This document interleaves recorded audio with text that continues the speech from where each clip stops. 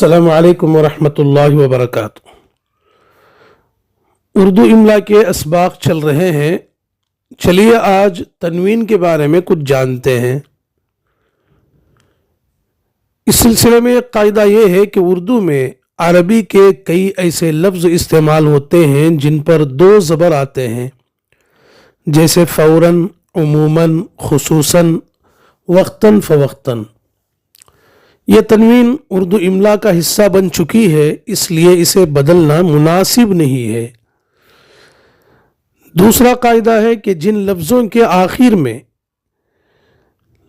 تا آتی ہے، ایسے لفظوں کے بارے میں عربی املا کا اصول یہ ہے کہ اگر تا اس لفظ کے اصلی حروف میں شامل ہے تو اس پر الف بڑھا کر تنوین دیں گے، جیسے وقتاً فوقتاً۔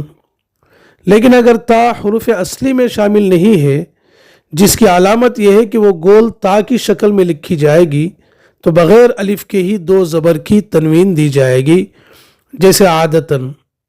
البتہ اردو املا میں عام طور پر اس فرق کو ملحوظ نہیں رکھا جاتا، اور عربی کی گول تا کو اردو میں ہمیشہ لمبی تا کی شکل میں لکھا جاتا ہے، اور لمبی تا والے سب لفظوں کے آخر میں الف کا اضافہ کر کے تنوین لکھی جاتی ہے، جیسے اس کی مثالیں اسکرین پر آ رہی ہیں: نسبتاً، مروتاً، عادتاً، ارادتاً، ضرورتاً، فطرتاً، شکایتاً، کلیتاً، قدرتاً، حقیقتاً، حکایتاً، طبیعتاً، وقتاً فوقتاً، شریعتاً، اشارتاً، مصلحتاً وغیرہ۔